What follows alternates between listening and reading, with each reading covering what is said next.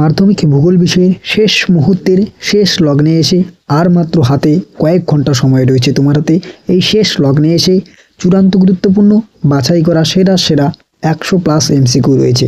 এই এমসিকিউগুলি যদি তুমি শেষ লগ্নে এসে এক ঝলকে দেখে যাও, আশা করা যায় তুমি এর মধ্যে বেশ কয়েকটি এমসিকিউ কমন পাবে এবং অনেক উপকৃত হবে। আমরা সমস্ত রকমের এমসিকিউ কভার করার চেষ্টা করেছি। তো ভিডিওটি ভালো লাগলে অবশ্যই একটি লাইক করে দিও, বন্ধুদের মাঝে শেয়ার করো। আর তোমরা যারা এখনও আমাদের এই চ্যানেলটি সাবস্ক্রাইব করোনি, অবশ্যই সাবস্ক্রাইব করে দিয়ে পাশে দেওয়া বেল আইকনটি প্রেস করে দিও। তো চলো শিক্ষার্থী বন্ধুরা, দেরি না করে ঝটপট শুরু করছি আজকের চূড়ান্ত গুরুত্বপূর্ণ ভিডিওটি। তো প্রথমত আমরা দেখে নিচ্ছি প্রথম প্রশ্ন কি রয়েছে। দেখো, বহির্জাত প্রক্রিয়ায় মধ্যে সবথেকে শক্তিশালী হলো নদী। ক্ষয়জাত পদার্থ ভূপৃষ্ঠের নিচু অংশে সঞ্চিত হওয়াকে বলে কি আরোহণ। কোন প্রক্রিয়ায় ভূপৃষ্ঠের সমতলীকরণ ঘটে? পর্যায়ন। বহির্জাত শক্তিগুলি কাজ করে ভূপৃষ্ঠের উপর। নেক্সট কোশ্চেন, বহির্জাত প্রক্রিয়ায় মূল উৎস হলো সূর্য। নদীর প্রবাহ পরিমাপের একক হলো কিউসেক। দুটি নদীর মধ্যবর্তী ভূমিকে বলে দোয়া। গ্র্যান্ড ক্যানিয়ন রয়েছে যে নদীতে? উত্তর কলোরাডো। জলপ্রপাতের নিচে যে বিশালাকার গর্তকে বলা হয় প্রপাতকূপ। পৃথিবীর দ্রুততম হিমবাহকে বলা হয় জ্যাকোস্টন। সমুদ্রের জলে ভাসমান বরফের স্তূপকে বলে হিমশৈল। ফিওর্ড গড়ে ওঠে হিমবাহের ক্ষয়কার্যের দ্বারা। ভারতের বৃহত্তম হিমবাহ হলো সিয়াচেন। নেক্সট কোশ্চেন, নিম্নলিখিত কোনটি নদী কার্যের ভূমিরূপ? সঠিক উত্তর হচ্ছে নদী কার্যের ফলে গঠিত ভূমিরূপ মন্থকূপ। নেক্সট কোশ্চেন, রাজস্থানের মরু অঞ্চলে প্লায়ারতকে বলে ধান। ইয়ারদাং তীক্ষ্ণ আকার হলে তার নাম নিডল। বায়ু ও জলাধারার যৌথ কার্যে গঠিত হয় বাজাদা। লোয়েস সমভূমি দেখা যায় নদীর অববাহিকার অর্থাৎ হোয়াংহো নদীতে। নেক্সট, মরু অঞ্চলে কঠিন শিলা গঠিত টিলাকে বলে এনসেলবার্চ। বিভিন্ন যে প্রক্রিয়ায় বিভিন্ন প্রাকৃতিক শক্তি ভূপৃষ্ঠের উপর কাজ করে ভূমিরূপের পরিবর্তন ঘটায় তাকে বলে বহির্জাত প্রক্রিয়া। নেক্সট, আরোহণ ও অবরোহণ প্রক্রিয়া সম্মিলিত ফল হলো পর্যায়ন। মোস্ট ইম্পর্টেন্ট একটি এমসিকিউ। নেক্সট, যে প্রক্রিয়ায় ভূমিভাগের উচ্চতা হ্রাস ঘটে তাকে বলে অবরোহণ। পৃথিবীর বৃহত্তম বদ্বীপ হলো গঙ্গা ব্রহ্মপুত্র বদ্বীপ। পিস অন পিরামিড চূড়া অবস্থিত সুইজারল্যান্ডে। মরু অঞ্চলে শুষ্ক নদীঘাটকে বলে ওয়াদি। চলমান বালিয়ারিকে বলা হয় ধ্রিয়ান। প্রস্তরময় মরুভূমিকে বলে হামাদা। ভারতের দীর্ঘতম হিমবাহ হলো সিয়াচেন।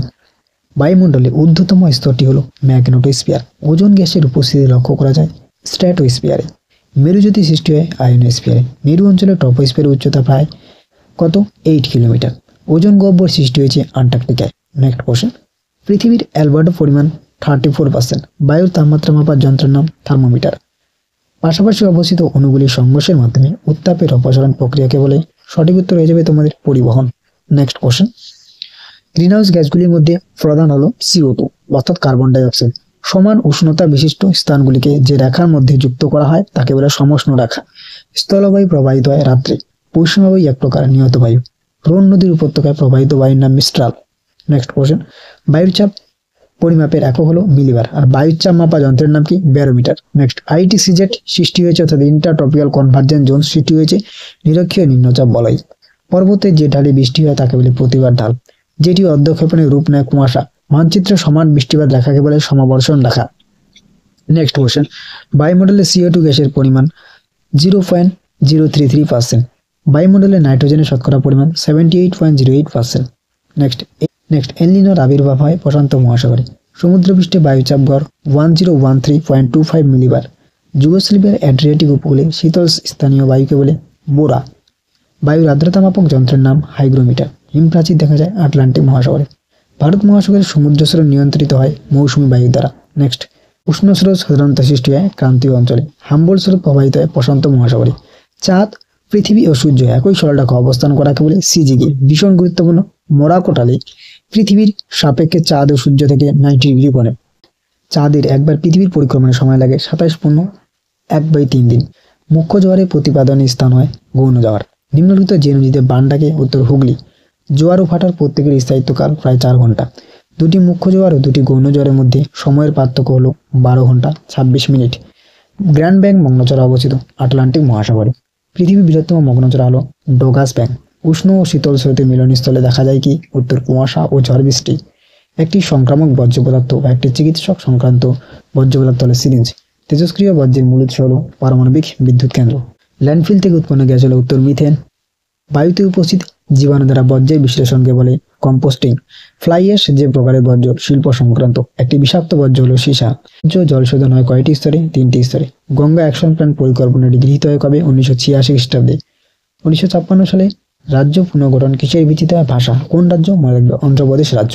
নেক্সট, ভারতের মূল ভূখণ্ডের দক্ষিণতম বিন্দু হলো কন্যাকুমারিকা। দক্ষিণ ভারতের সর্বোচ্চ শৃঙ্গ হলো আনাইমুদি। ভারতের উচ্চতম লবণাক্ত জলের হ্রদ প্যাংগং। পশ্চিমবঙ্গের কোন নদীকে দুঃখ নদী বলে? দামোদর। ভারতের পূর্ব উপকূলে বৃহত্তম হ্রদ হলো চিল্কা। কর্ণাটকে আম্রবৃষ্টি কি নামে পরিচিত? Cherry blossom. নেক্সট, ভারতের কত শতাংশ অঞ্চল বনভূমির অন্তর্গত? 21.05%। তরাই অঞ্চলে মৃত্তিকার অপর নাম ভাবর। আদি দেখা যায় রাজস্থানে। ভারতের অধিকাংশ বৃষ্টিপাত যে পদ্ধতিতে হয়? শৈলক্ষেপ। হেক্টর প্রতি গম উৎপাদনে প্রথম রাজ্য হলো পাঞ্জাব। নেক্সট কোশ্চেন, ভারতের জোয়ার উৎপাদনে প্রথম রাজ্য হলো মহারাষ্ট্র। ভারতের কফির পাত্র বলা হয় কর্ণাটককে। ভারতের চিনির বাটি বলা হয় উত্তরপ্রদেশকে। নেক্সট, টিসকো অর্থাৎ tata iron and steel company অবস্থিত জামশেদপুরে। ডিজেল ইঞ্জিন নির্মাণ কারখানা অবস্থিত বারাণসীতে। ভারতের রুর বলা হয় ঢয়সেন্দ্র হবে, রুর বলা হয় দুর্গাপুরকে। ভারতের প্রথম আদমশুমারি হয় 1871 সালে। ভারতের একটি শুল্কমুক্ত বন্দর হলো কান্ডালা। ভারতের রেলের সদর দপ্তর অবস্থিত দিল্লিতে। নারী পুরুষ অনুপাতে যে রাজ্যে সর্বাধিক? উত্তর কেরালা। বর্তমান ভারতের মহানগরের সংখ্যা 53টি। আয়তনের বিচারে পৃথিবীতে ভারতের স্থান সপ্তম। ভারত ও পাকিস্তানের সীমানা নির্দেশ করে red cliff line. Red cliff হবে বয়সেন্দ্র। ভারতের বৃহত্তম কয়েলের উদাহরণ হলো ভেম্বানাথ কয়াল। নেক্সট, ভারতের কেন্দ্রীয় বনভূমি গবেষণা কেন্দ্রটি অবস্থিত দেরাদুন। ধান গবেষণা কেন্দ্রটি অবস্থিত কটকে। চায়ের গবেষণা কেন্দ্রটি অবস্থিত অসমের জোড়াহাটে। আরেকটি বিষয় দেখো, গম গবেষণা কেন্দ্রটি কোথায় অবস্থিত? নিকটপুষায়। নেক্সট, চন্দন গাছ জন্মায় কোথায়? উত্তর পর্ণমোচী অরণ্যে। ভারতের একটি অন্তঃবাহিনী নদী হলো লুনি। ভারতের সর্বাধিক জলসেচ করা হয় যে পদ্ধতিতে সেটি হলো কূপ ও নলকূপ। উদীয়মান শিল্প বলা হয় কোন শিল্পকে? পেট্রোরসায়ন শিল্প। শিকড় আলগা শিল্প বলা হয় কার্পাস বয়ন শিল্পকে। দক্ষিণ ভারতের ম্যানচেস্টার বলা হয় কোয়েম্বাটুরকে। ভারতের ডেট্রয়েট বলা হয় চেন্নাইকে। উন্নয়নের জীবনরেখা নামে পরিচিত জলপথ। সোনালী চতুর্ভুজ দ্বারা যুক্ত মুম্বাই, দিল্লি, চেন্নাই, কলকাতা। ভারতের ব্যস্ততম সড়কপথ হলো ন্যাশনাল হাইওয়ে 2। ভারতের জনঘনত্ব 382 জন। নেক্সট, 2011 সালে আদমশুমারি অনুসারে ভারতের সর্বাধিক জনঘনত্বপূর্ণ রাজ্যটি হলো বিহার। সর্বেক্ষণ বিভাগ বা সার্ভে অব ইন্ডিয়া স্থাপিত হয় 1767 সালে। সার্ভে অব ইন্ডিয়া সদর দপ্তর কোথায় অবস্থিত? দেরাদুনে। ভূ বৈচিত্র্য সূচক মানচিত্রে যার মাধ্যমে বিভিন্ন উপাদানকে চিহ্নিত করা হয়? উত্তর প্রতীক চিহ্ন দ্বারা। নেক্সট, ভূ বৈচিত্র্য সূচক মানচিত্র সমোন্নতি রেখা যে রঙে দেখানো হয়? বাদামি। উপগ্রহ চিত্র গ্রহণ করা হয় যার সাহায্যে সংবেদক। উপগ্রহ চিত্রে বনভূমি যে বর্ণে দেখায় লাল। ডিগ্রি শিটের আরেক হলো 1:25,000। ভারতে প্রেরিত একটি কৃত্রিম উপগ্রহ হলো ISNAT। নেক্সট, ইসরোর সদর দপ্তর কোথায় অবস্থিত? উত্তর বেঙ্গালুরু। মহানগরের ন্যূনতম লোক সংখ্যা 10 লক্ষের বেশি। ভূ বৈচিত্র্য সূচক মানচিত্র ভারতের তৈরি করে যে সংস্থা তা হলো SOI অর্থাৎ সার্ভে অব ইন্ডিয়া। ওকে, তো এই ছিল তোমাদের চূড়ান্ত গুরুত্বপূর্ণ বাছাই করা সেরা এমসিকিউগুলি। ইতিমধ্যে আমরা ভূগোল বিষয়ের সম্পূর্ণ সাজেশন প্রোভাইড করেছি। পাশাপাশি ভূগোলের মাত্র 10টি ম্যাপ পয়েন্টিং করলেই কিন্তু তুমি কমন পেয়ে যাবে। কোন 10টি ম্যাপ পয়েন্টিং তা আমরা আপলোড করেছি, না দেখে থাকলে অবশ্যই আমাদের প্লেলিস্টে গিয়ে অথবা ডিসক্রিপশন বক্সের লিঙ্কে ক্লিক করে দেখে নিতে পারো এই শেষ মুহূর্তে। তো ভিডিওটি ভালো লাগলে অবশ্যই বন্ধুদের মাঝে শেয়ার করো। চ্যানেল নতুন হয়ে থাকলে সাবস্ক্রাইব করে দিও। তো দেখা হচ্ছে অন্য কোনো এক ভিডিওতে। ততক্ষণ পর্যন্ত পৌঁছে থাকো, জানতে থাকো এবং অবশ্যই আমাদের পাশে থাকো।